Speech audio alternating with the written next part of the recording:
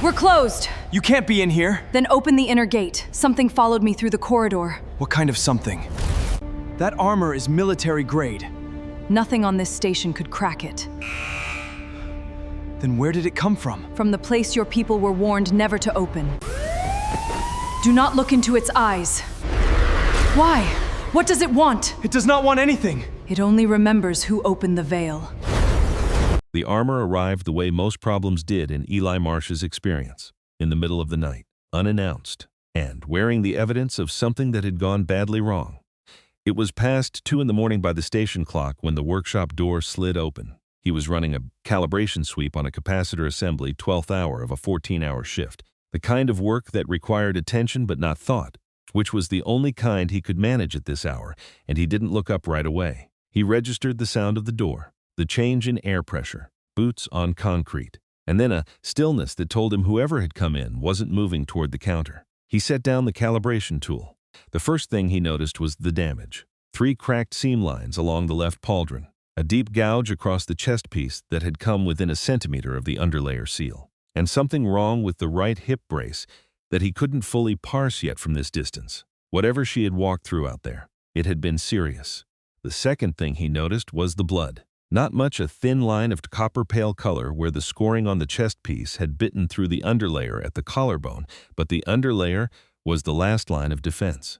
And the fact that it had given way at all told him the strike had been hard enough to matter. "We're closed," he said. "Your light is on." Her voice was low, measured, not curt. Not impolite, just the voice of someone who used words the way a good mechanic used tools. Only what was needed, placed exactly where it belonged. "The light's on because I'm working, not because I'm taking walk-ins." She didn't move further into the shop. She stood in the middle of the bay with her hands at her sides and waited, which was not what most people did when he told them he was closed. Most people argued or apologized or turned to leave. She did none of those things. She waited. He looked at her properly then. She was tall, most of the Sulhari were. In his limited experience with the pale ash-blue skin characteristic of the western reaches, almost silver under the workshop's overhead strips. The markings along her jaw and throat were something the standard species files called patrol band striping. But whoever had written those files had clearly never seen them in person. Up close, they were nothing like bands. They were finer than that, more complex. Paired lines running from beneath each ear down the column of her throat, branching at the collarbone and disappearing under the wreckage of her armor. In the workshop light, they glowed a steady, cool blue-white, and where the chest plate had bitten through, there was that thin line of copper red. Her eyes were pale amber, like old glass held up to a gray sky, and they were fixed on him with a patience that was almost unsettling. "I was told," she said, "that Eli Marsh is the only armorer on Junction Station Kareth who can cold seal plate alloy without a forge." He looked at the damage again, at the blood, at the particular quality of her stillness, the posture of someone who had made a decision not to show anything, which in his experience always meant there was plenty to show. He pulled a second stool from under the bench and set it beside the work lamp. "Sit down," he said, "and stop bleeding on my floor." Her name was Varesh. She was a patrol warden for the outer corridor network. Specifically the 6-kilometer stretch of pressurized passageway between Junction Station Koreth and the unmanned sensor buoys is scattered through the asteroid field. The charts called the Broken Veil, and the wardens called something shorter and less polite. Her job, as best as he could piece together from what she offered over the next 20 minutes while he crouched beside her with a plate clamp and a cold seal tool, was to walk those corridors and make sure nothing that wasn't supposed to be there was there. Something had been there tonight. She didn't tell him what. He didn't ask. The armor told him enough. "Hold still," he said. She did. Completely. Precisely. As if stillness were simply the correct response to the situation, and she had implemented it the moment he asked. He had worked on Sulhari field armor before, though not often and not in circumstances quite like this. The alloy was beautiful work, 3-layered, with a memory mesh between the outer plate and the inner composite that allowed the whole assembly to flex and reform under stress up to a certain deformation threshold, beyond which it fractured cleanly rather than crumpling. It was more intelligently designed than most human-built armor, and considerably harder to repair, because the memory mesh had to be reset at the molecular level. That was where the cold seal tool came in. "Where did you learn this?" she asked. "Second job I ever had." He ran the tool along the first seam and watched it close. "Cargo runner out of Veth Station. We had a manifest delivery for a Sulhari patrol post and took debris impact en route. Lost the standard forge equipment in the hit. And the post armorer taught you. An old man named David Soar. He showed me the cold seal method because the alternative was leaving half his unit without armor for 6 months, waiting on replacement parts. He moved to the next seam. He spent the first 2 hours telling me I was holding the tool wrong. Were you? Yes. She made a short exhale through the nose, contained and quiet, but something in it that he would classify, if pressed, as belonging to the same family as amusement. The Sulhari had a reputation among station personnel for being difficult to read, and he suspected the reputation was self-reinforcing. People didn't know what to look for, so they concluded there was nothing to see. But there was plenty to see, if you were paying attention. The expressions just didn't always land where humans expected them to. The jaw markings brightened slightly when something landed right. The eyes didn't crinkle the way human eyes did, but the quality of the light in them shifted. He filed that away and kept working. The pauldron took 40 minutes. The chest plate took another 35. The hip brace was the real problem. The fusion had gone deep into the secondary strap's fiber mesh, and there was no cold sealing fiber mesh. That was going to require a full splice and a replacement buckle, which he had in stock, but which meant removing the brace entirely. "I need you to unclip the hip brace," he said. She reached for it, then stopped. It wasn't dramatic, just a half-second pause. The kind that meant someone had encountered something that required a moment to think through. He registered it without commenting on it. "I can step out," he said, "if you need to remove more of the underlayer to reach it." Another pause, different from the first. "No," she unclipped the brace. "It is not that." He waited. "I have had armor repaired many times," she said. "In the field, at posts, by unit armorers, by contractors at larger stations." The brace came free and she handed it to him. "I have never been asked to step out." He took the brace and set it on the bench. "Most people don't think to offer, I guess. Most people do not think about it at all." A pause. "It is a small thing," she said. "It's not small to everyone." He didn't look at her when he said it. That was probably why she didn't answer. But from the corner of his eye, he saw the jaw markings shift brighter, steadier, a different quality than the brief flicker from before. He couldn't have named what it meant yet. He filed that away too, and kept his hands moving. The buckle splice took another 20 minutes. At 4:45 in the morning, he set the last tool down and told her the brace would hold, but she shouldn't put full load on the left pauldron seam for 48 hours. The cold seal compound needed that long to reach full bond strength. She stood, refitted the hip brace, and ran a check of the seam alignment with the kind of precision that told him she knew her armor down to the individual component. She nodded once, paid his rate without discussion, which meant she either already knew it or hadn't planned to argue regardless. Then she walked out. He watched the door close behind her. He told himself it was a one-time job. He filed the alloy specs in his work log under Sulhari Cold Seal Job 471, put the tools back in their places, and turned off the work lamp. The workshop sat quiet around him, just the ventilation cycling low and the unfinished capacitor assembly still waiting on the bench. He stood in the empty bay a moment longer than he needed to. Then he turned off the overhead and went to bed. She came back 6 days later with a stress fracture in the left greave. He fixed it. She paid. She left. 9 days after that, a cracked visor seal, 20-minute repair, and she was gone before he'd had time to make coffee. Then a warped chest anchor.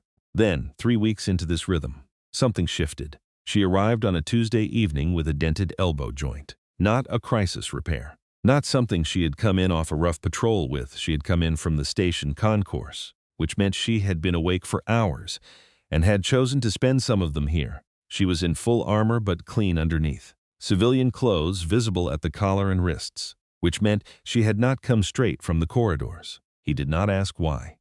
He just cleared a space on the bench and got to work. She sat on the stool beside him, and after a few minutes, she asked what the half-built frame on the side bench was. He explained it. A speculative redesign of a standard utility harness, trying to cut weight by integrating Sulhari composite layering into a human-built frame. He had been picking at it for weeks, between jobs, whenever he had an hour free. She listened the way she listened to everything, with a focused, unhurried attention that wasn't performance, just how her mind engaged with the world. Then she said, "The third layer integration point is creating redundant load distribution." He looked at the frame, looked at the integration point she was referencing. He sat with it for a moment. She was right, obviously right. The redundancy wasn't adding structural strength, it was just adding weight. He had built around it because it matched the original human frame logic. But the Sulhari composite approach did not need it. And having it there was working against everything else he was trying to do. "How do you know composite layering specs?" he asked. "I was in logistics before patrol assignment. Supply chain and material requisition for the Western Corridor Network." "How long ago?"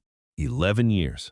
"And you still remember the composite specifications?" "I remember everything I have read." She said it without any particular emphasis. Just a fact, placed where it belonged. It is a Sulhari trait not universal, but common among the Western Reach's lineages. It is less useful than it sounds. You retain the things you would rather forget with the same fidelity as the things you want to keep. He thought about that. He thought about what she walked into in the Vale, night after night, and what it meant to carry a perfect record of every close call, every impact. Every night something had been out there that should not have been. He thought about Devon Soar telling him he was holding the tool wrong, and how he still sometimes heard the old man's voice when he picked it up. "Yeah," he said, quietly, "I know what you mean." She looked at him. The jaw markings did the slow deepening thing he had been noticing for weeks, not the flicker of amusement, not the sharp brightening that seemed to accompany information processing. Something else, something he didn't have a name for yet. "I did not expect you to," she said. The days rearranged themselves around her presence gradually, and then all at once, the way most things on Kareth seemed to happen. Eli's life at the station had been orderly in the way workshops are orderly, a place for every tool, every job logged, every shift predictable. He had come here 3 years ago after a contract dispute with his previous employer ended his run on the cargo lines and left him with a skill set and no particular direction. Kareth had a permanent tech shortage. The workshop was available. The pay was steady. He had settled in the way a bolt settles into the right thread not because he chose it, exactly, but because the fit was correct and nothing was pushing him out. Now the days had Varesh in them. She had a schedule. Patrol ran from dusk to dawn by station time, which meant she slept from early morning through early afternoon. The hours between waking and suiting up were hers. Some of them she spent at his workshop. She didn't explain this. He didn't ask. They talked about the composite project, about material science, about the broken veil and its particular geography. She had been walking the outer corridors for 2 years, and she knew the drift patterns of the larger asteroid bodies, the stretches where pressure differentials made the corridor joints groan in the cold hours, the 3 sections where the lighting had been unreliable since the last inspection cycle and the maintenance office had not sent anyone to look. "Have you reported it?" he asked. "Twice." She said it without inflection, which by now he had learned to read as something specific, not indifference. The particular register she used when she was carrying frustration she had decided wasn't worth expressing directly. "The outer corridor is low priority," she said. "The only regular traffic is patrol wardens, and most of the wardens are Sulhari. And the scheduling office finds it easier to assume we manage well in the dark. A beat, we do. That is not the point." "No," he said, "it isn't." He filed a maintenance report under his own credentials as a registered station technician the next morning. 2 weeks later, the lights in the outer stretch were fixed. She did not mention it when she came in that evening. Neither did he. But the jaw markings did the deepening thing when she arrived after her first patrol through the repaired section, and he filed that too. In the growing catalog of things he was learning to read about her, she had never talked about the patrol work in a way that satisfied her. As far as he could tell, the other wardens were colleagues, which was different from company. The station personnel who asked about the outer corridors were usually asking the way people ask about things they find mildly interesting but don't actually want to know, conversational, comfortable, keeping a safe distance from anything that might be real. Eli asked because he wanted to know. She noticed the difference. "The veil moves," she said one evening, sitting on her stool with her hands wrapped around a cup of coffee that had gone mostly cold. "People think asteroid fields are static. They are not. The broken veil has 6 major bodies that shift their relative positions on a 14-month cycle. The corridor network was mapped during the original survey, which was done in a stable phase." She paused. "We are not currently in a stable phase. 2 of the secondary buoys are outside their mapped positions by roughly 40 meters. Does the route authority know? I have filed 3 positional update reports." The particular evenness in her voice that he had learned was the surface over something she had decided not to show. "I have received 2 acknowledgments and no action. The 3rd report I wrote very clearly. I included the drift rate calculation. If the larger body continues on its current vector, it will intersect the corridor wall in approximately 8 months. She looked at her coffee cup. At that point, the repair will be structural rather than positional. The cost will be roughly 40 times what it would be now. And the report is still in the queue. The report is in the queue. He thought about that for a moment. He thought about walking 6 kilometers of pressurized corridor in the dark. And 2 of your navigation references were wrong. Filing reports that went unread. And going back out the next night. Because someone had to do it, and you were the someone. I'll add my credentials to the next update you file, he said. Station tech registration sometimes moves things faster than patrol warden credentials. 2 names from different institutional roles apparently get more attention than one. She was quiet for a moment. Why, she said. Because you've already done it 3 times and it's still sitting there. She did not answer immediately. The jaw markings did something he had only seen a few times, a slow brightening that started from the base of the pattern and moved upward. Different from the quick flicker of amusement and different from the processing brightness when she was working through a problem. Dear. Deeper. You do not have to do that, she said. I know. He picked up the calibration tool he had set down when she arrived. I want to. She looked at him for a moment longer than usual. Then she said, all right, I will send you the next report before I file it. He learned things about her the way he had learned the cold seal method, by paying attention. By letting the material teach him its own properties rather than deciding in advance what it was. She was precise about food. Not particular in the way people use as a polite word for difficult, precise in the way of someone who had a genuine sensory engagement with the world, stronger than most, and for whom certain flavors carried specific associations she rarely talked about. She mentioned once, in passing, a particular root ingredient common to the western reaches, something the station commissary never stocked. He noted that and didn't mention it. She ate at the commissary the way people eat when they're fueling themselves rather than having a meal. Functional, adequate.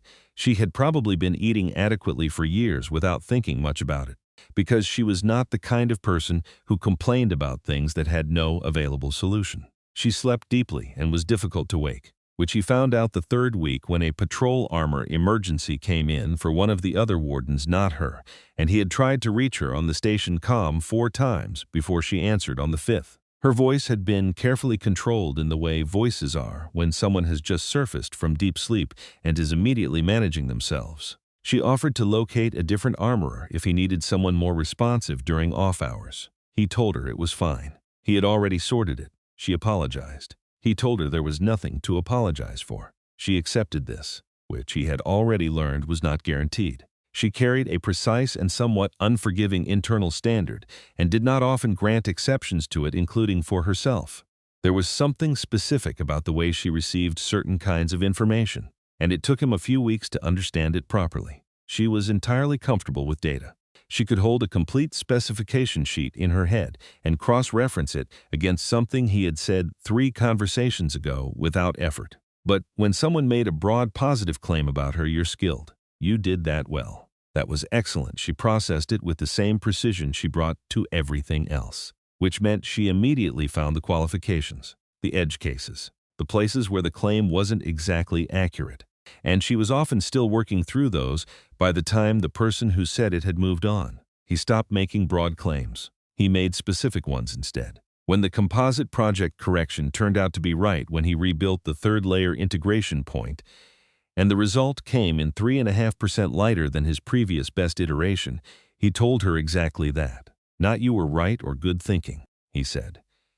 Your integration point correction dropped the weight by 3.5% and eliminated the redundant load path. That's the difference between this being a side project and this being something worth actually building. The jaw markings did the slow, steady deepening. He filed that. The workshop hours passed. The jobs came in. He fixed them. She came in the evenings, and they talked. And the composite project took shape on the side bench in increments. And outside the station's viewports, the broken veil turned its slow, cold turning, and the corridor network ran its 6 kilometers of pressurized passage toward the distant buoys. Nothing dramatic happened. Nothing was supposed to. It was simply that Korath, which had been livable before, was something else now. Warmer in a way that had nothing to do with the station's climate systems. He told himself this was just how it was when you found someone worth talking to. He told himself this without much conviction, and he knew it, and he kept doing the work. and the tools hung in their places, and the half-built harness on the side bench kept taking on the shape of something better than what it had started as, because two people were thinking about it instead of one. That was the first month. The night it changed was in the fourth week, and it changed the way most things changed in Eli's experience, not all at once, but in layers, each one revealing something that had already been there. She came in with damage he hadn't seen before, not to the outer plate, not to the seams were fine. The pauldron he had repaired on the first night still sitting solid in its cold seal bond. The damage this time was internal. Specifically, the signal array embedded in the chest piece, the system that linked her suit's environmental monitors to the station's emergency network. It was subtle work, the kind of thing you could miss on a quick inspection. 2 microfilament contacts sheared at the root. The kind of failure that happened when a suit absorbed sustained compressive force over time, not a single impact. Something that had pressed and held. He did not ask what that implied about what had happened in the outer corridors. He just asked her to remove the chest piece entirely and set it on the bench. She did. The underlayer beneath was intact. She had replaced it after the first night, the new material holding clean where the old had given way. But the work lamp was close, and she was sitting close. And in that proximity, the jaw markings were detailed and bright in a way that had nothing to do with damage, just the light and the stillness, and the fact that he was no longer being careful about how long he looked. He moved his attention to the chest piece on the bench. He started to work. "Eli," she said. He didn't look up. "Yeah, you have been repairing my armor for 4 weeks, 28 days, roughly. In that time," she said, "you have repaired the pauldron, the chest plate, the greave, the visor seal, the chest anchor, the elbow joint, and now this." A pause. "You have charged me your standard rate each time." "That's correct." I looked at the station repair logs for Sulhari field armor. Something in her voice had shifted, not much, but enough that he caught it. "Your rate is 60% below what the other workshops charge for comparable work." "I'm faster," he said. "Fewer labor hours means lower cost." "Eli." He looked up. She was watching him with those pale amber eyes, and the jaw markings were doing the thing he still didn't have a name for, the slow, steady deepening that wasn't amusement, wasn't the quick processing flicker when she was working through a problem. It had been showing up more often in the past 2 weeks, and he had been filing it carefully alongside all the other things he had noticed and not yet named. "Why?" she said. "Do you care whether I can afford the repair?" He held her gaze for a moment. Then he looked back at the filament contacts. "I don't run my shop on what people can afford," he said. "I run it on what the job actually costs." "That is not an answer. It's the only one I've got." A silence. "Most people," she said, "would charge more. Because I need the repair. Because there are few who can do this work. Most people aren't me." He was being careful with the first contact. The filament was fine as a thread and the shear was clean, which meant he could reseat it if he worked slowly and held the tool correctly. He was thinking about the angle and the pressure and the fact that rushing this even slightly would shear the second contact along with the first, which would turn a 40-minute repair into a 3-hour one. "Charging more because someone needs something isn't business," he said. "It's leverage. I don't work that way." He felt her watching him. The workshop was quiet in the particular way it got after midnight, the ventilation cycling low. The ambient hum of the station structure, the only sound under the small, precise sounds of his tools. "Davan Sor," she said. He looked up again. "What about him? He taught you the method, but not this." Eli set the tool down. He looked at her, really looked, in a sustained and deliberate way that he had been careful not to do before. Because sustained and deliberate looking was the kind of thing that belonged to named things, not filed away things. "No," he said. That part was already there. The jaw markings brightened. He picked up the tool. He went back to work. He finished the signal array contacts at midnight. 2 passes with the diagnostic rig to confirm both contacts were holding under load. Then he powered down the test sequence and set the chest piece on the bench beside her. "Let it sit an hour before you put it back on. The reseat compound needs time." "I know." She didn't move to take the piece. She was looking at her hands, which were resting in her lap, not her usual stillness, he thought. That was a different quality. More held in than resting. He started putting tools away. It gave his hands something to do. "I want to tell you something," she said. "All right." "I have been trying to work out how to say it for several days." A pause. "I am not comfortable with uncertainty in language. I choose words carefully because I know their meanings precisely, and I know what I intend. But I have been attempting to arrange these particular words, and I keep finding that I do not know the correct order." He stopped putting tools away. He turned to look at her. She was still looking at her hands. Then, slowly, she looked up. In the northern reaches of the Western Territories, she said, there is a concept. The word is verash. It does not translate into standard with any precision, but the closest rendering is something like the recognition that someone is necessary, not useful, not valued, necessary. The way a particular structural element is necessary to a design, not ornamental, not interchangeable with something of similar function. The thing the design specifically requires. The workshop was very quiet. I did not come back after the first repair because I needed repairs, she said. The Grieve fracture was genuine, but some of the others I could have managed without them, could have taken them to the maintenance pool. She finally looked up at him, and the markings were burning steady and deep. I came back because I wanted to be here. I am telling you this because I believe you already know it, and because I have learned that you are the kind of person who does not act on things he has not named clearly, and I did not want to keep waiting for you to name it when I could name it myself. Eli was quiet for a long moment. The receipt compound on the filament contacts was curing. The ventilation ran its low cycle. The lamp burned warm and yellow over the workbench between them. Verash, he said. Yes, how do you say it in the northern dialect? She said it 3 syllables, the middle one dropping slightly lower. The final one held just a beat longer than seemed natural. It sounded like a word that had passed through many mouths over a very long time, worn smooth at the edges. Say it again, he said. She did. He didn't speak for another moment. He was sitting with the word and what it meant and the fact that she had said it, and the fact that he had 28 days of evidence sitting in every corner of his memory that told him she had said exactly the right thing. I've been trying not to name it, he said. I know, not because of what it was, because I wasn't sure I was reading it correctly. You were reading it correctly, she said. He let out a slow breath, the kind he hadn't fully been aware he was holding. He looked at her, at the way the lamplight fell across the jaw markings, not the quick processing flicker, not the brief brightening of amusement, but the deep, steady light of something that had been present for a long time and was not going anywhere. Necessary, he said. Yeah, I know what you mean by that word. The markings brightened, not dramatically, just more. The way a fire settles into its full heat once it has found the right fuel. I know you do, she said. The chest piece sat on the bench for the full curing hour. They talked not about verash, not directly, or at least not in the way of people trying to define or delineate something they have just admitted to. They talked the way they had been talking for 4 weeks, about the composite project and the drift patterns of the larger veil bodies and the ongoing silence from the route authority regarding the positional update reports. But underneath the conversation, in the spaces between sentences, there was something different now. A thing that had been present all along had been named, and the room was different for it. The same tools on the same shelves, the same lamp in the same position, but the quality of the air between them had shifted, the way it shifts when something true has finally been said out loud. At 1:15, she picked up the chest piece.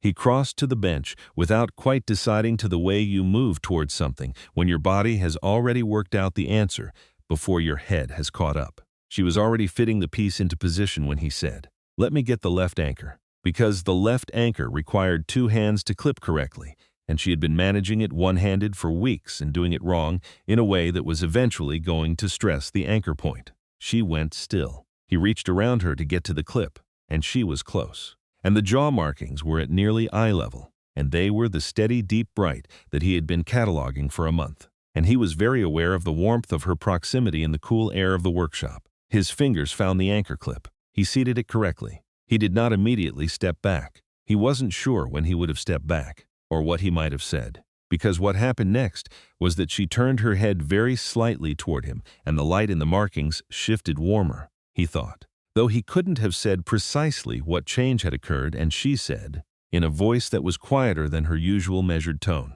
barely above the sound of the ventilation, "Do you love me, human?"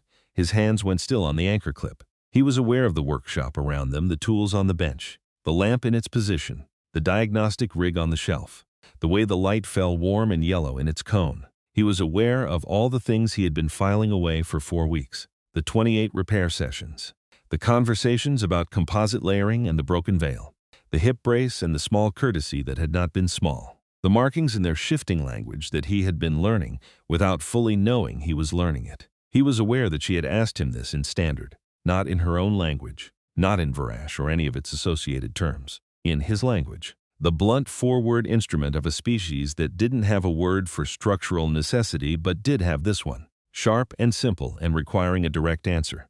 He didn't move his hands. He didn't step back. He looked at her profile, the line of her jaw, the markings burning their steady blue-white in the near dark, the pale amber of the eye that was watching him from the edge of its range. Waiting, I think, he said, very carefully, that I've been trying not to answer that question for about 3.5 weeks. A pause. That is not an answer. It's going to be a yes, he said.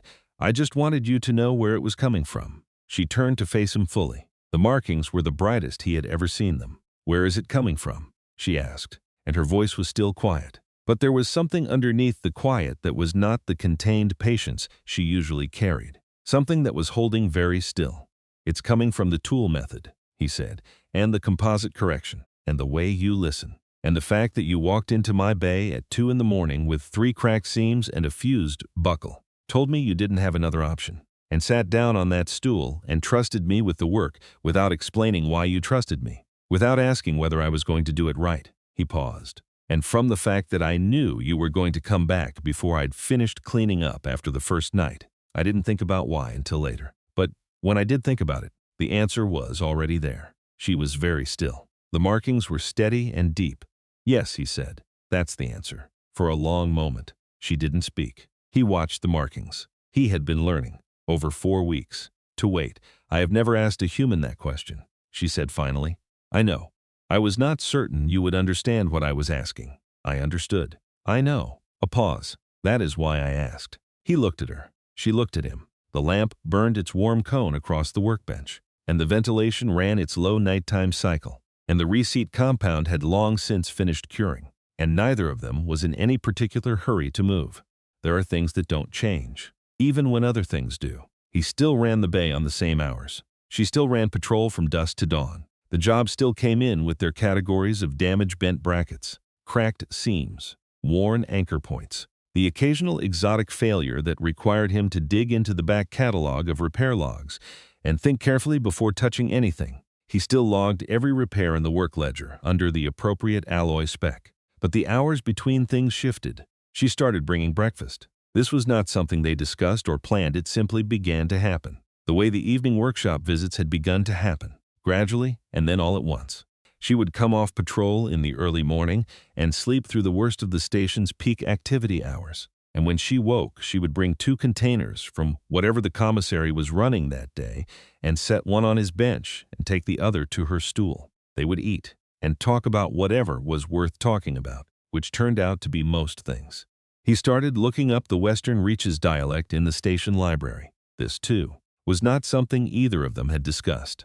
He had looked up Varish the evening after she said it, and then another word because its definition referenced a third, and the third referenced a fourth. And by the end of the night, he had 3 pages of notes and the beginning of an understanding of how the language was built. The relationship between words was structural. Words for states of being were composed from the words for the actions that created those states. Trust in the northern dialect was literally rendered as the thing extended so many times it can no longer be withdrawn. He had sat with that for a while. He told her about it the next day. She was quiet for a moment. Then she said, "You looked it up." I looked it up. All of it. The library files are incomplete. The dialect section cuts off somewhere around the middle of the emotional vocabulary, but I've got the structural logic at least.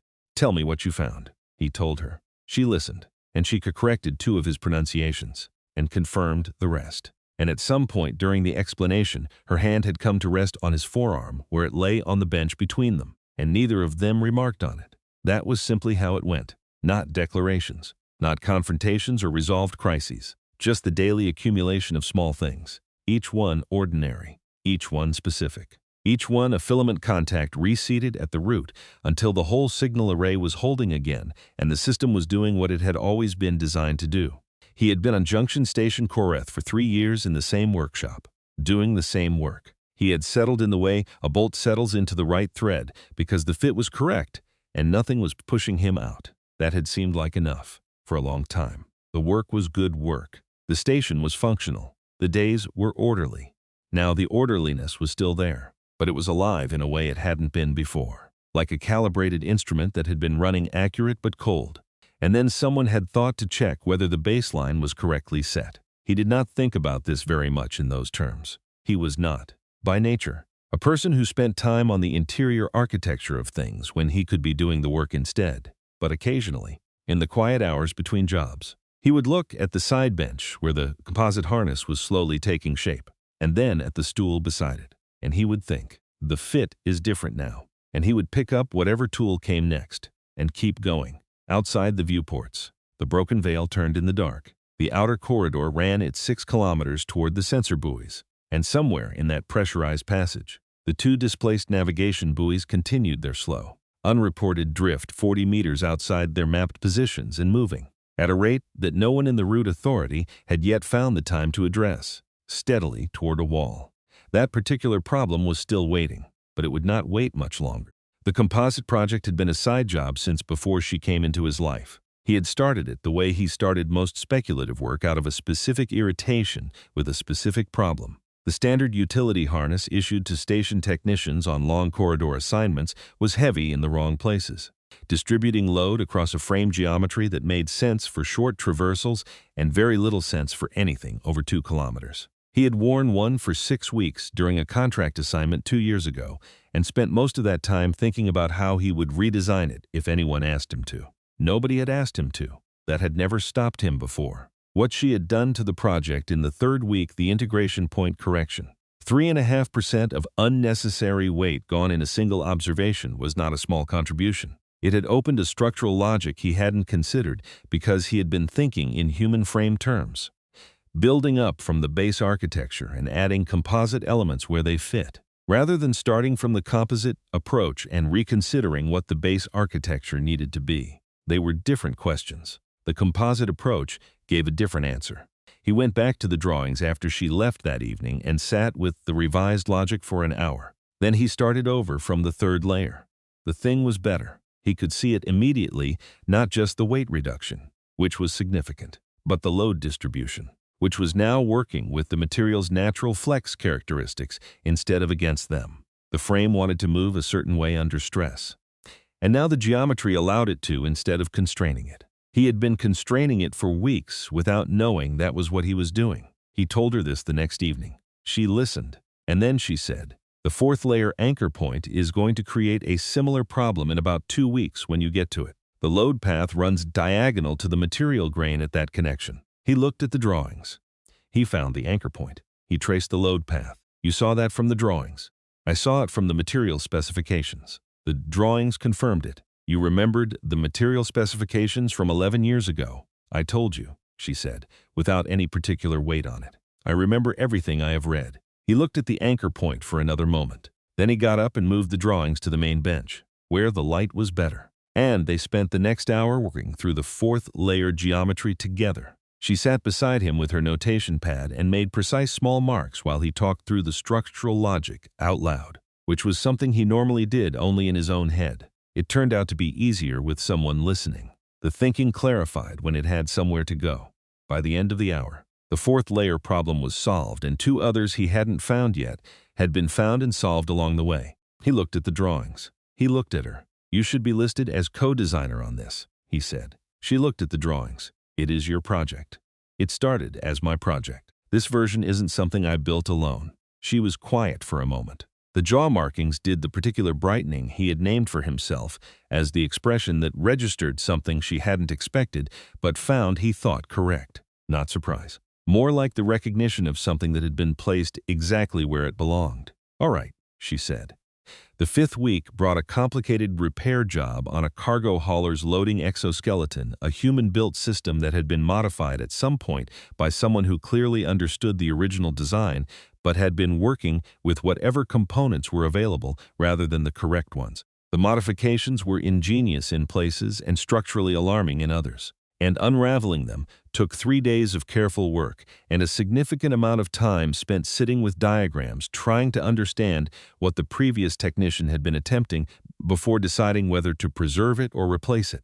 Varesh came in on the 2nd evening of this job and watched him work for a while without speaking, which was something she did, sometimes arrived and simply sat, and looked at whatever was on the bench, and thought her own thoughts. And the silence was comfortable rather than the kind that needed filling. He had learned not to fill it. He had learned, actually, that the silence was a form of presence and that it meant something specific to her, though he hadn't yet found the right words for what. On the third evening, when he finally had the modification logic fully mapped out and could see what the original technician had been trying to do, he explained it to her in some detail.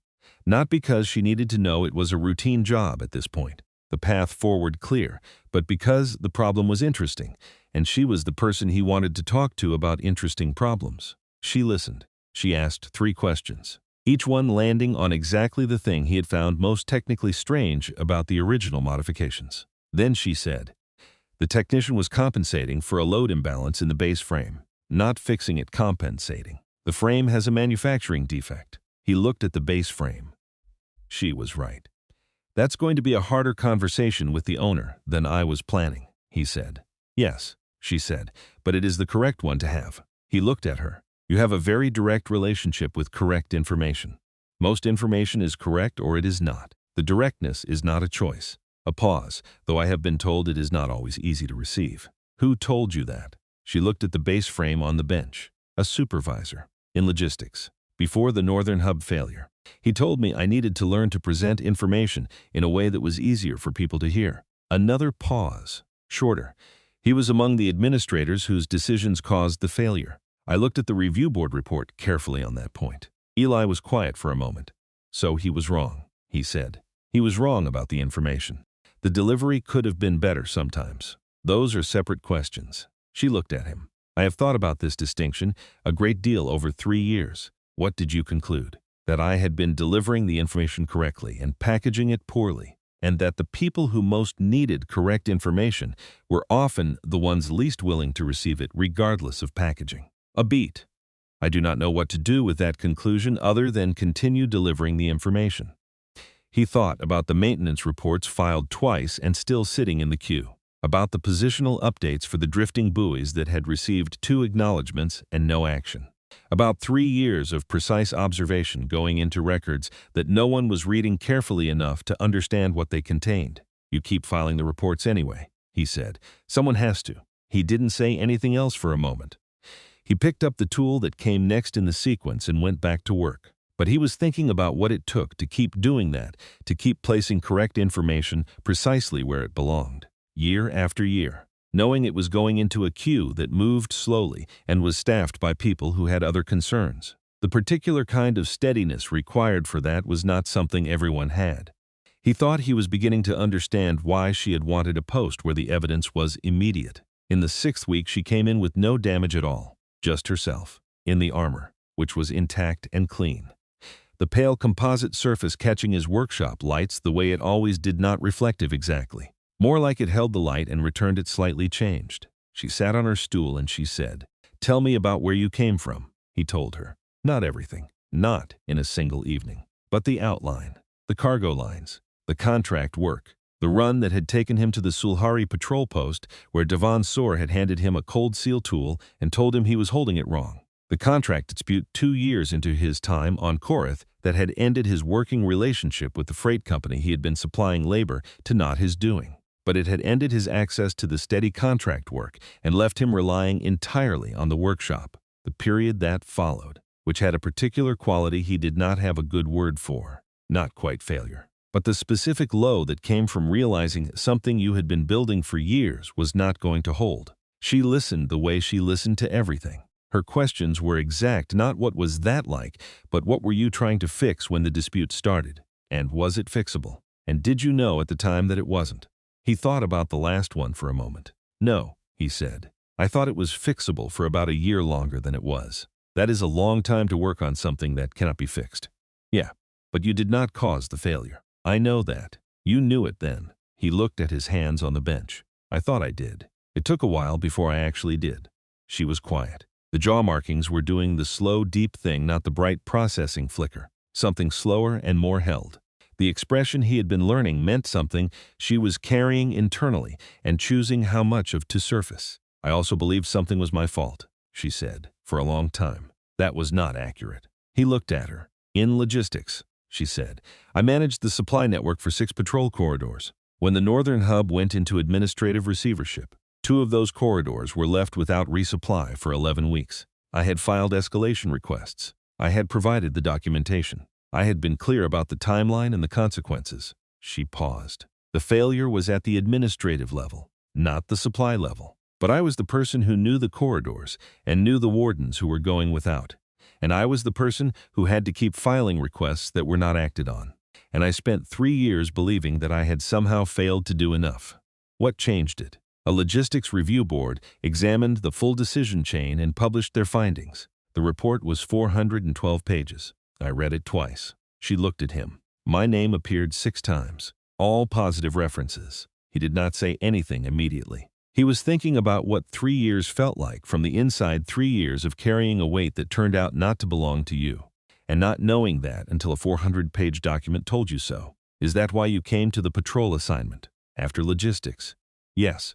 I needed somewhere that the evidence was immediate. A pause. In the teeth. I know at the end of every night whether I have done the work. There is no administrative layer between the action and the outcome. He understood. He understood it with a specificity he would not have been able to explain to most people. The need to see the result of your own hands, to have the work confirm what you could not otherwise verify about yourself. He looked at the half-built harness on the side bench. That's what the composite project is, he said. For me, I need to see something come out right that I built. She looked at the harness for a moment, then at him. I know, she said. I noticed that about it from the first week. He looked at her. She looked at him. The lamp burned its warm yellow across the bench between them, and neither of them said anything else, and it was enough. The first greeting, in the full formal version of the Western Reaches dialect, came in the early morning of the 7th week, 3 weeks after the night of the signal array. She came in off a patrol that had clearly been difficult. He could see it in the set of her shoulders, in the particular way the armor sat on her when she was tired, slightly different from her normal posture, the weight distributed differently. The adjustments she usually made, unconsciously not quite keeping up with the fatigue. He did not comment on it. He had coffee ready, the real brewed kind, not powder, because he had made a point of keeping it in stock since the 3rd week of her visits, and he set a cup on her stool and went back to the ventilation duct calibration he had been running. She came to the bench. She picked up the coffee. She stood for a moment. Then she placed her right hand flat over the center of her chest, over the chest piece, and bowed her head not deeply, not the full formal dip, but the specific angle of the senior greeting between near equals, the one the library files described, in their incomplete way, as meaning, I see you specifically, not your function, not your role. You, he had looked it up 3 days ago, after finding a reference to it in the dialect notes. He had spent an evening working through the correct response. He set down the calibration tool. He looked at her for a moment. Then he placed his own hand over his chest. Humans didn't have the armor to give the gesture its full resonance, but the intent was the intent and returned the angle. She looked at him over the rim of the coffee cup with her pale amber eyes, and the jaw markings were doing the deep, steady thing. And there was something in her face that was the closest to unguarded he had ever seen her. You looked that up, she said. I looked that up. She sat on her stool. She drank her coffee. He went back to the calibration. After a while, she said, quietly, Eli, I am glad you are here. He ran the calibration tool along the duct seam. He thought about 3 years on Korath, the workshop settling around him like a shell, orderly and sufficient and nothing more. He thought about the first night, the door sliding open at 2 in the morning, the damage visible before the person was. Yeah, he said. Me too. The composite harness was finished on a Wednesday in the 7th week. He had rebuilt the shoulder section once the memory mesh integration had been wrong in a way that only revealed itself during flex testing, and he had taken it apart and started the shoulder again, rather than trying to correct around the flaw. The second attempt had been better. The third had been close. The fourth was right. He tested it in the bay. Full flex sequence. Load simulation at patrol weight distribution.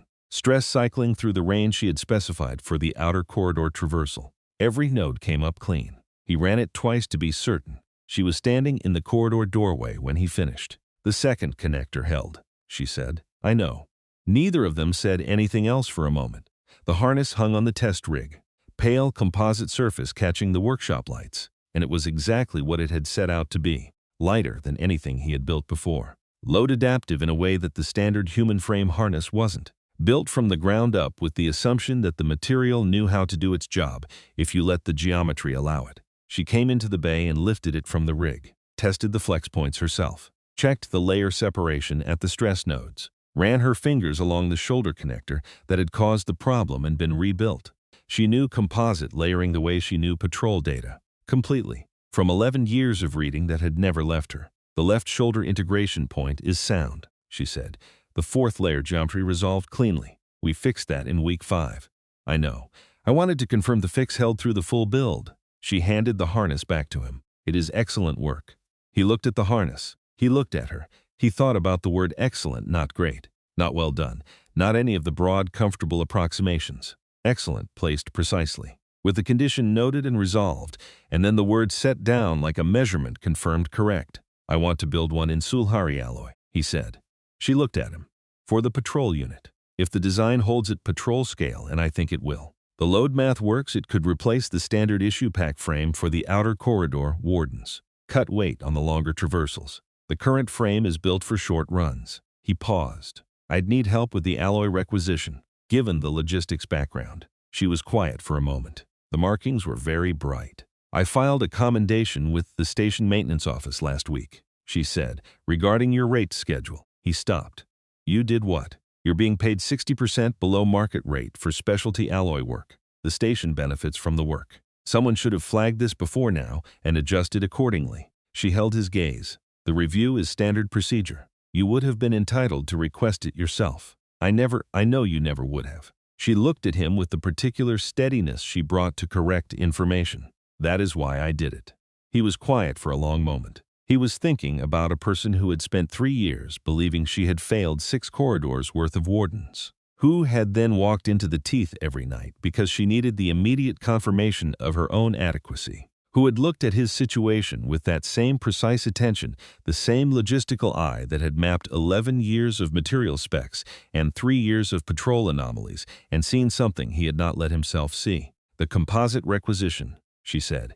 I can have a materials request in front of the supply office by end of the week, if you want to move forward. He looked at her, at the jaw markings burning steady and deep, at the pale amber eyes that had been learning him for 7 weeks the same way he had been learning her. Yeah, he said, I want to move forward. She reached for her notation pad. The requisition was approved in 12 days. There was a moment, 2 days before the requisition came through, when he almost didn't move forward with it. It was a heavy night in the workshop, 3 jobs stacked, one of them complicated, and a replacement component for the second job that had not arrived from the supply depot the way the manifest said it would. The complicated job was an articulated loader arm from one of the freight haulers, a piece of equipment that had been repaired before by someone who knew what they were doing, and then repaired again by someone who didn't. And the second repair had introduced a stress concentration at the primary pivot that the first repair had been specifically designed to avoid. Unraveling it required him to understand both repairs in sequence before he could decide what to correct and what to leave. And that kind of layered diagnostic work required a quality of attention that was harder to sustain at hour 11 of a shift than at hour 2. He was in the middle of the pivot analysis when a messenger came by from the patrol unit quartermaster. The alloy supply contact was reviewing pricing. The materials request might come back higher than the original budget if the cost rose above a certain threshold. The economics he had presented in the cost case would need to be recalculated, which meant the numbers he had planned to bring to the corridor authority might not hold, which meant the presentation, if it even happened, would be harder to justify to 7 people who were going to look at a higher material cost and ask him to explain why it was worth it. He set the message aside and finished the pivot analysis, because the loader arm was in front of him and the requisition wasn't, and the work in front of you got done before the work that was waiting.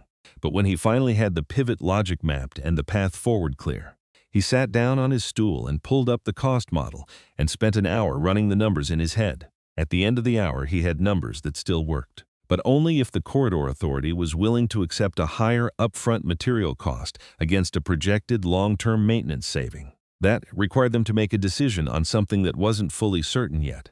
Project proposals died on that kind of gap regularly. He had seen it happen on the cargo lines, good ideas that ran into a room full of people who found the incomplete certainty easier to decline than to engage with.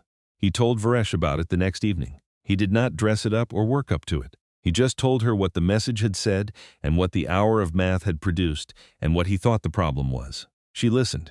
She asked him 3 questions. the expected range of the pricing variance, the confidence interval on his maintenance savings estimate, and whether the savings figure was based on field data or laboratory specifications. He told her, laboratory specifications, because that was what was available in the published literature. She was quiet for a moment. The documented self-correction rate for Sulhari composite alloy, she said, is based on controlled environment testing. The field rate under actual patrol conditions runs approximately 8% higher. She paused. The thermal cycling in the outer corridor stresses the alloy in a specific way that activates the correction mechanism more frequently than laboratory conditions produce. The effect is consistent and measurable. He looked at her. How do you know that? I have been noting anomalies in my patrol reports since my first year on the Vale assignment. She said it the way she said most facts placed precisely, without particular emphasis. Specifically, I have been recording instances where armor and equipment showed self-correction behavior that exceeded the published specifications, along with the environmental conditions at the time. I cross-referenced them against the thermal cycling data from the corridor monitoring system. She looked at the bench between them. 3 years of patrol data. It is in the formal record. The anomaly logs are filed with the route authority as part of the standard patrol documentation. He was very still for a moment. You have 3 years of field data on alloy self-correction rates. Yes, and this changes the maintenance savings model significantly. If you substitute the field rate for the laboratory rate, the long-term savings figure increases enough to offset the pricing variance at the higher end of its expected range and still show a net improvement over the current standard issue equipment. She reached for her notation pad. I did not include this data in the original model because I was not certain it would be accepted as a valid source. Patrol anomaly logs are not standard citations for materials cost analysis. Why didn't you tell me about it before? She looked at the notation pad for a moment before she answered. No one, she said, has ever asked me a question that made it relevant. He sat with that for a moment. He thought about 3 years of precise observation going into patrol anomaly logs that the route authority received as standard documentation, and no one read closely enough to understand what they contained. Not because the data wasn't there, because no one had been asking the right questions. Show me the revised model, he said. She showed him. He spent 40 minutes going through it, checking the cross-references, running the figures against his own cost analysis, looking for errors or assumptions that wouldn't hold under scrutiny. He found none. The data was clean. The methodology was sound. And the citations were all in the formal patrol record where anyone could verify them. The revised model made the proposal considerably stronger. Even at the higher material cost, the long-term economics were clear. You've been sitting on this for 3 years, he said. I have been sitting on the data. I did not know it was relevant to anything outside of patrol equipment maintenance until you started asking me about composite self-correction behavior. She looked at him.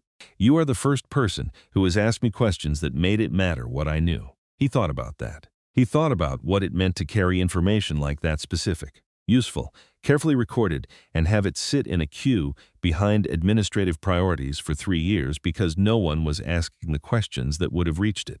He sent the revised cost model to the quartermaster's office the next morning. The requisition was approved 2 days later at the original budget. The first harness prototype in Sulhari alloy took 3 weeks to build and was not good. He knew it was not good before he finished. It could feel the problem developing in the shoulder section during the 3rd week of construction. The memory mesh integration running slightly off-axis in a way that wouldn't manifest as a measurable error until the material was under load. He finished it anyway, because sometimes you needed to see the failure clearly to understand exactly what had gone wrong. And because he had learned over years of this work that diagnosing a completed failure was faster than trying to correct a suspected one mid-build. The flex test confirmed it. The shoulder nodes were wrong, not catastrophically.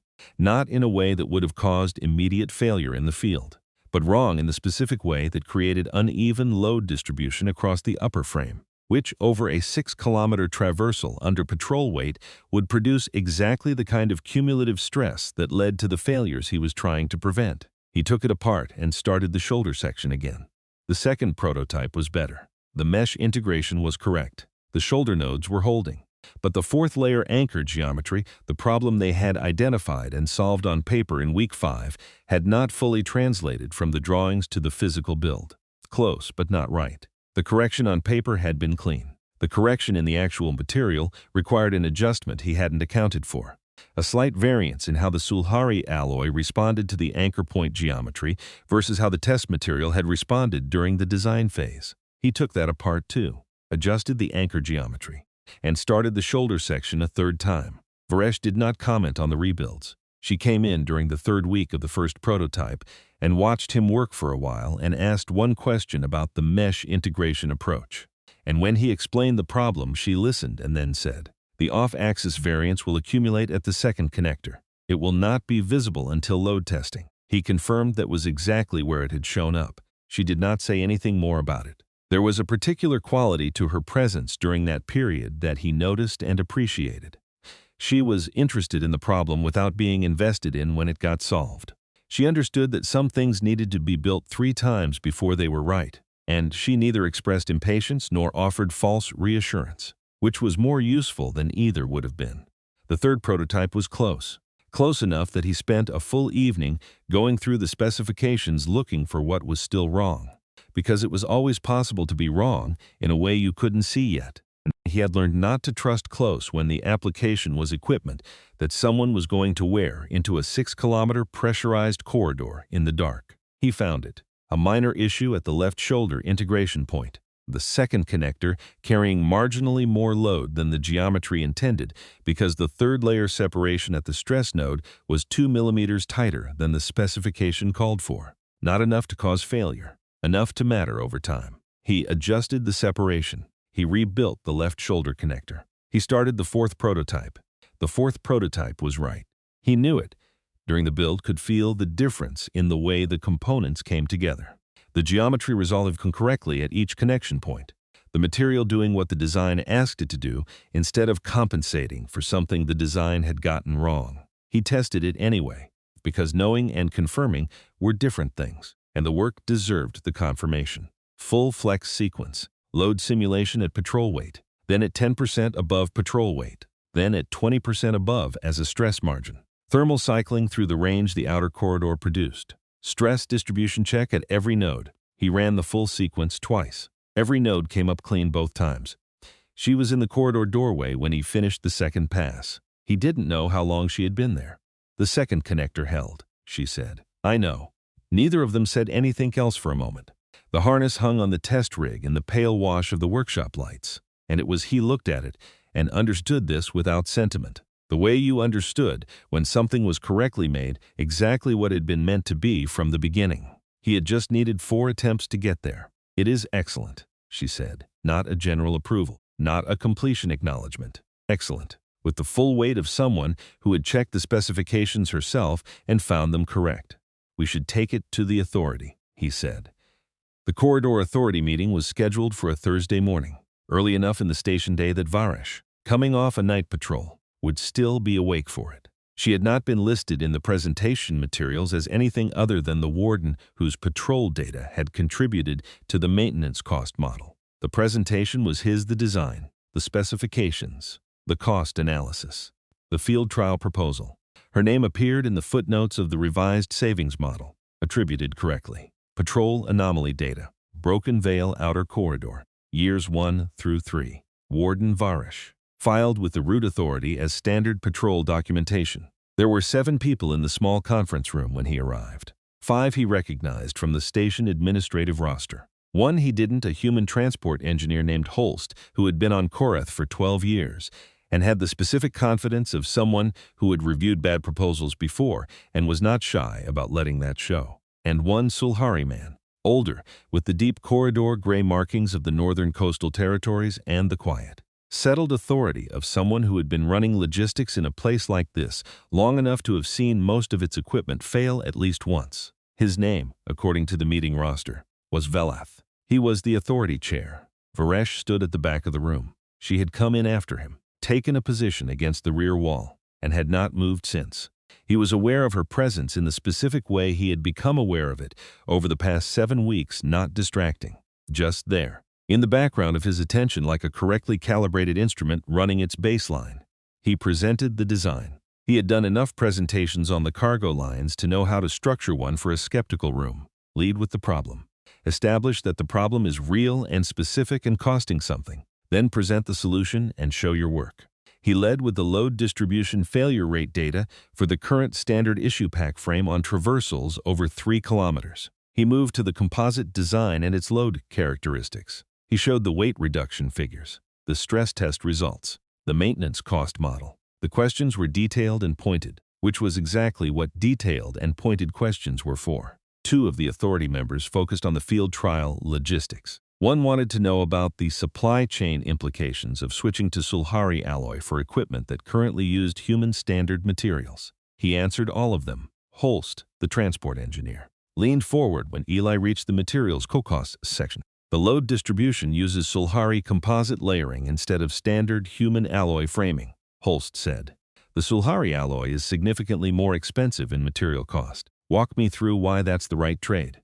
The material cost is higher, Eli said. The maintenance cost is lower. Sulhari composite alloy self-corrects for minor stress deformation up to 18% of the load threshold. Standard alloy frames require manual inspection and replacement at 12%. Over a 6-month patrol cycle. The composite approach is 31% cheaper in total maintenance cost. I have the figures here. He passed the cost analysis across the table. Holst, read it. He looked up. You ran these numbers yourself. I ran the material side. The maintenance savings model was built on 3 years of field data from patrol anomaly logs filed with this authority by Warden Varesh. She ran supply chain for the Northern Corridor Network for 6 years before her patrol assignment. The methodology is sound and the data is in your own archive. Holst looked toward the back of the room. Varesh met his gaze. Her expression was professionally contained, which by now Eli could read as something registering internally that she had decided not to surface in this room.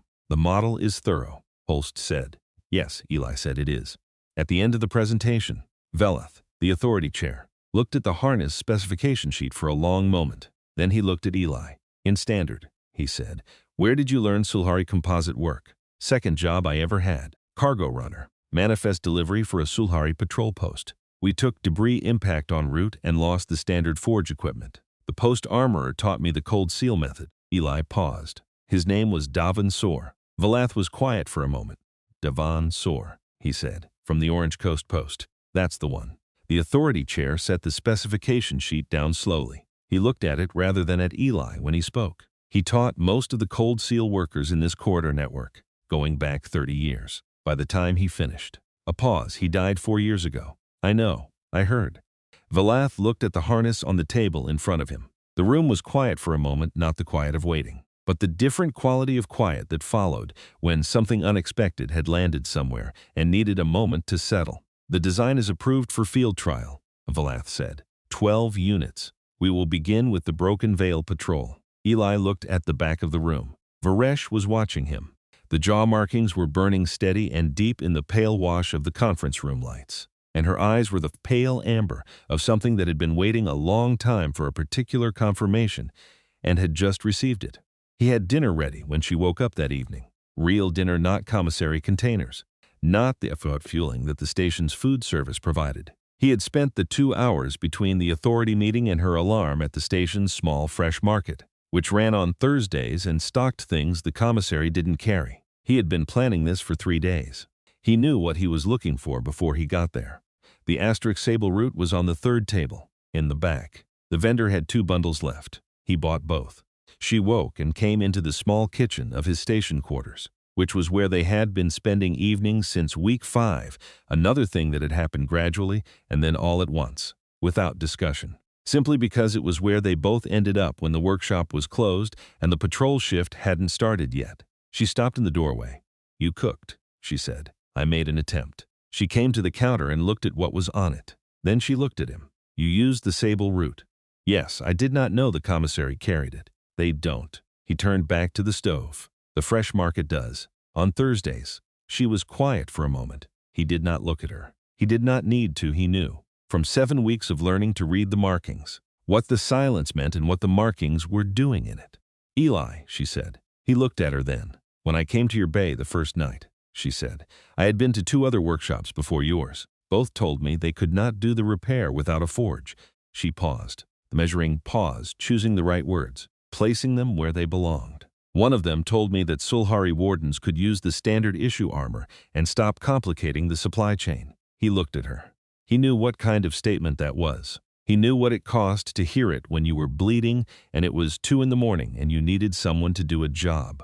"I'm sorry," he said. "You should not be sorry. You did not say it." "I know. I'm still sorry someone did."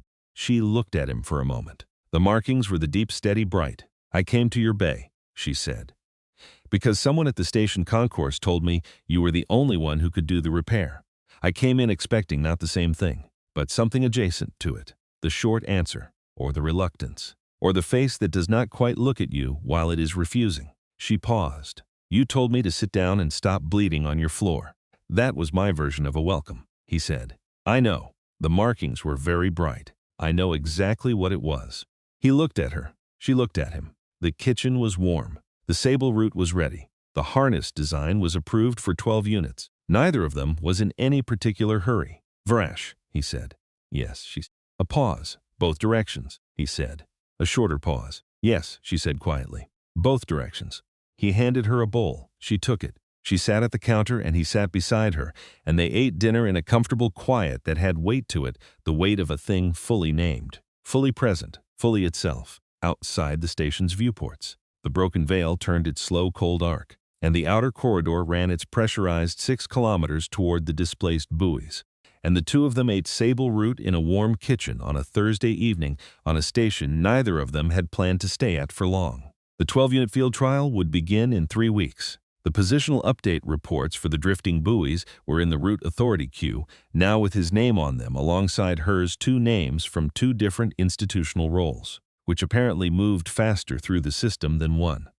He had learned that from the lighting repair, but that was next week's work. Tonight there was sable root and warm light, and the steady blue-white glow of markings he could read now. Every register of them, the way he could read any material he had worked with long enough to know. The 12 harnesses went out on a Monday. He had built them over 6 weeks, not alone. Because the alloy requisition had come with a note from Valath authorizing 2 additional hands from the station's tech pool for the duration of the field trial build. And because the design was now documented precisely enough that a competent technician could handle the component preparation while he managed the memory mesh integration and the anchor geometry, which were the parts that required the specific knowledge he had built over 7 weeks of thinking about nothing else. The 2 techs were good workers. They learned the preparation sequence quickly, asked the right questions, and did not try to shortcut the steps that looked unimportant but weren't. The final assembly he did himself. All 12. Not because the techs couldn't have managed it. Probably because each harness was going on to a patrol warden who was going to walk 6 kilometers of pressurized corridor every night in the dark. And the design was his. And the responsibility for whether it was right sat with whoever had made the design choices. He was not the kind of person who handed that off. He ran each completed unit through the full test sequence. Flex, load simulation, stress cycling, thermal response. He logged every result. 11 of the 12 passed on the first run. The 12th had a minor variance at the right hip anchor, not a failure, not even close, but 2% outside the tolerance band he had set for himself, which was tighter than the authority's specification. He took the anchor apart, found the cause, corrected it, and ran the test again. The second run was clean. He filed all 12 test logs with the patrol unit quartermaster and packed the harnesses for distribution. Varesh was there when he sealed the last shipping case. She had come by after her sleep cycle, before the evening suit-up, and she had watched him run the final log entries with the patient and complete attention she brought to everything worth watching. 12, she said. 12. She looked at the cases. Which one is mine?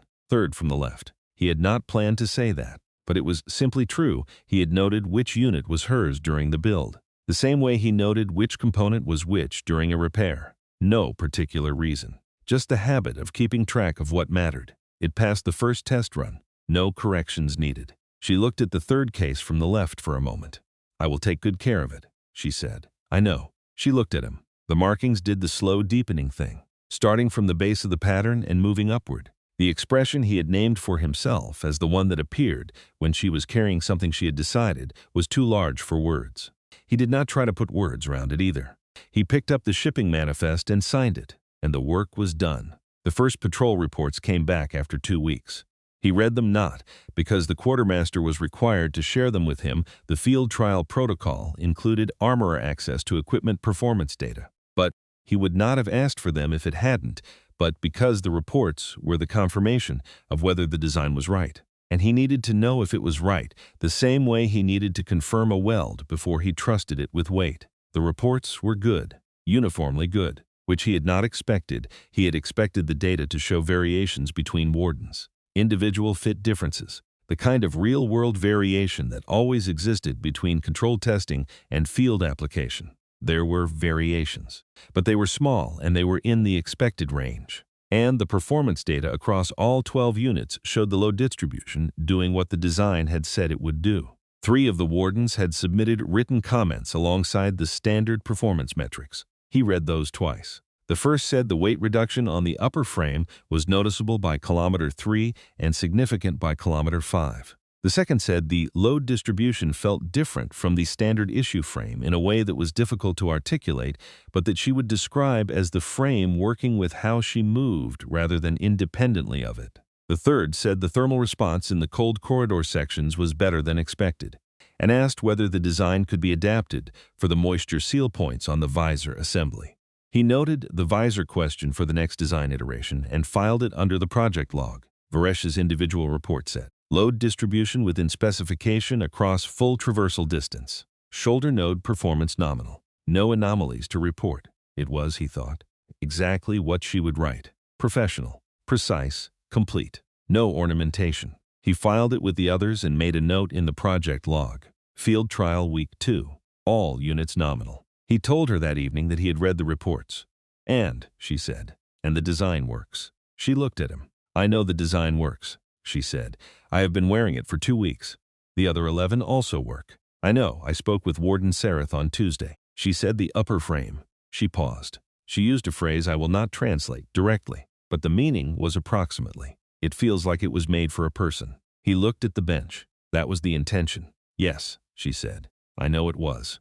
The positional update report for the drifting buoys went through the route authority queue in 11 days, with both their names on it. He had added his credentials to the 4th filing, as he had said he would. The report was identical in content to the 3 previous ones, same drift rate calculation, same projected timeline, same structural versus positional cost comparison that she had included in the 3rd version and written, as she had told him, very clearly. The only difference was 2 names instead of 1, from 2 different institutional categories. The route authority issued a correction order within the week. Positioning crew went out to the Broken Vale on a Friday and completed the buoy realignment over 2 days. The post-correction survey confirmed both buoys were back within their mapped positions. The route authority closed the ticket. She came in on the Tuesday after the correction was completed and told him about it the way she told him most things directly, without preamble, because she had never found a reason to approach information sideways when she could approach it directly. The realignment is complete, she said. Both buoys confirmed within tolerance. Good. The correction cost, she said, was approximately 1/38th of what the structural repair would have cost in 8 months. You said 40 times, 38.4, based on the actual crew hours and materials. I revised the estimate. She sat on her stool. I filed an addendum to the original report with the corrected figure. He looked at her. Nobody reads the addendum. Someone might. He thought about that. He thought about her. 3 years into walking the same 6 kilometers every night, still filing the addendum, still placing the correct information precisely where it belonged, even when the probability of anyone reading it was low, not because she expected it to matter this time specifically, because it was the correct thing to do and she was the person doing it. I'll add my name to that one too, if you want, he said. She was quiet for a moment. Yes, she said. I would like that. He started learning the northern dialect properly in the 8th week. Not the fragmented vocabulary he had been picking up from the library files. The files were incomplete and the pronunciation guides were clearly written by someone who had learned the dialect from other written sources rather than from anyone who actually spoke it. He started learning from her in the evenings after the workshop closed, with her notation pad between them on the kitchen counter and her patient corrections when he got the tonal patterns wrong. He got them wrong often, at first. The northern dialect had a tonal register system that operated on a level he found genuinely difficult, not the notes themselves, which he could hear and reproduce with some effort, but the way the tones interacted with the jaw markings. In the Western Reaches language, what you said and what you conveyed were partially separate channels. The words carried the semantic content. The markings carried the emotional register. And the two were designed to be read simultaneously. A statement could mean different things, depending on which register the markings were showing when the words were spoken. He had been reading the markings for 8 weeks. He had not understood until now that he had been reading a second layer of the language the whole time. "You have been reading it correctly," she told him, when he explained this realization. "You simply did not know that was what you were doing." Is that how it works for Sulhari children? They learn the word layer and the marking layer separately. They learn them at the same time. The word layer is taught formally, in school, with notation and written text. The marking layer is absorbed from family, from community, from watching adults communicate. She paused. It is unusual for someone outside the culture to learn it at all. Most humans read the marking layer as affect rather than language. They understand that the markings indicate emotion, but not that the emotion is part of a grammatical structure with its own rules, because the files describe them as affect indicators. Because the people who wrote the files were reading the surface without knowing there was a structure underneath it. She picked up her stylus and made a notation. This is not their fault. Exactly, it is a difficult thing to learn from text alone.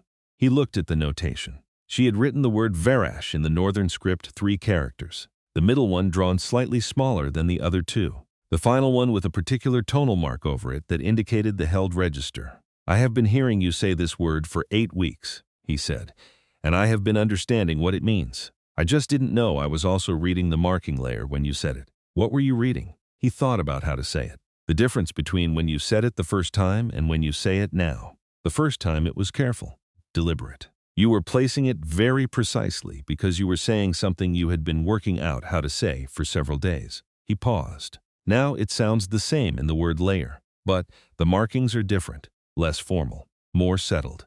She looked at him for a moment. "Yes," she said, "that is accurate. What's the word for that?" "In the northern dialect. The settled version." She said a word he hadn't heard before. 4 syllables, the third dropping lower, the final held. Then she wrote it down and showed him the tonal mark. It is the same root as Varash, but in the completed aspect. Varash is the recognition. This is what Varash becomes when it has been present long enough to stop being surprising. She looked at the notation. There is not a good standard rendering. The closest is something like the thing that was always going to be here. He looked at the word on the notation pad. "Say it again," he said. She said it again. He tried it himself. Got the 3rd syllable wrong. She corrected him, and he tried again. And this time the marking register she was showing when she confirmed he had it right was the deep, steady bright, and he filed that. And they spent the rest of the evening with the notation pad between them, working through the vocabulary of things that had been present long enough to stop being surprising. He thought about Davan Sor sometimes, in the quiet hours between jobs. Not often he was not a person who spent much time looking backward when there was forward to look at. But occasionally, in the specific way that people think about the ones who taught them something essential, which was not the same as thinking about them with sadness. More like holding a tool and hearing an old voice say, "You're holding it wrong," and feeling the correction settle into the hands as a kind of respect. Davan Sor had been old when Eli met him, 70 at least, possibly more, with the deep weathered patience of someone who had been doing precise work in difficult conditions for a very long time. He had taught the cold seal method with the same directness Varesh brought to information. No ornamentation, no theater, just the correct steps in the correct order and the reason for each one. When Eli made a mistake, he said so. When Eli corrected the mistake, he confirmed it.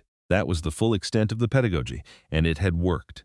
What Eli had not understood until now was that Davan Sor had also been teaching him something about the Sulhari that was not in any of the station files, and not in the language library, and not in the material specifications for composite alloy. He had been teaching it by example, in the specific way the old man had run the patrol post and managed his wardens and held the cold seal tool himself when he needed to demonstrate something, which was always, with complete attention and without hurry. The work deserves the work. Davan Sor had said once, during the 3rd day, not a lesson. Exactly, more like something he was saying to himself. But Eli had heard it and filed it. And now, 30 years later, and across a very different patch of the dark, he understood what it meant in a way he hadn't fully understood then. The work deserved the work. Not because anyone was watching. Not because the outcome would be different if you gave it anything less. but because the thing you were building was going to be used by a person who needed it to hold, and the act of building it correctly was itself a form of regard for that person, whether or not they ever knew the specific choices you had made. He thought about Velath saying he died 4 years ago in that quiet room, about the pause before it, about the way an old man's name could still move through a room like that. 20 years and 600 kilometers from where he had taught his last apprentice to hold a tool correctly. He thought Davan Sor would have recognized what was on the bench in the workshop now, not just the composite harness, but everything that had come before and after it. He thought the old man would have looked at the design and at the test results and at the notation pad on the kitchen counter with the northern dialect words written in careful columns, and he would have said something short and accurate and then gone back to whatever he was working on, which was exactly what the correct thing looked like. The field trial ran for 6 weeks before the first official assessment report was due to the corridor authority. Eli wrote the technical section. Varesh wrote the performance analysis, drawing on 6 weeks of her own patrol data and the individual reports from the other 11 wardens. The report was 22 pages. Velath's office responded in 4 days with a single line: design approved for full corridor network rollout. Please submit production specifications and timeline. He read the message in the workshop on a Wednesday morning, between the first and second jobs of the day. He read it twice, the way you confirm a measurement before you act on it. Then he put the message aside and finished the first job, because the work in front of you got done before the work that was waiting. He told Varish that evening. She was sitting at the kitchen counter with a cup of tea that was going cold, and her notation pad open to the page with the completed aspect vocabulary, which they had been working through for the past week. She looked up when he told her. Full network rollout, she said. Full network rollout. She was quiet for a moment. The markings were doing the slow, deep brightening, starting from the base and moving up. How many wardens are in the full network? He asked. Currently 87 on active patrol assignment. He looked at the bench. He thought about 87 harnesses, each one built correctly. Each one passed through the full test sequence. Each one logged. He thought about what that work looked like from the inside, across however many weeks it would take. I'm going to need the tech pool allocation extended, he said. I will contact the quartermaster's office tomorrow. She picked up her stylus. I will also contact the alloy supply coordinator. The original requisition covered 12 units. The pricing will need to be renegotiated for bulk volume, which should bring the per-unit cost down approximately 14% based on standard supply contracts. You already looked into that. I looked into it last week, when the first assessment reports came back clean. She wrote something on the notation pad. I did not mention it because I did not want to preempt the authority's decision.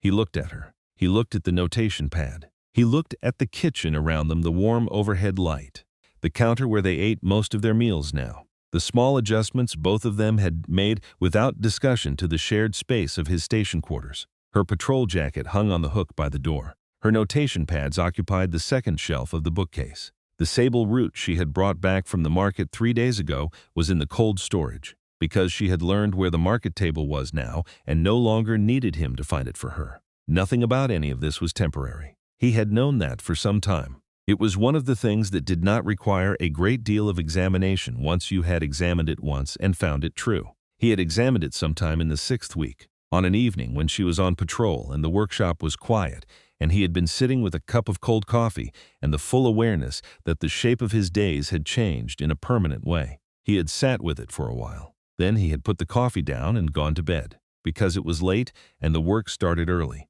and you didn't need to keep examining true things once they were confirmed. He picked up his cup. He sat beside her at the counter.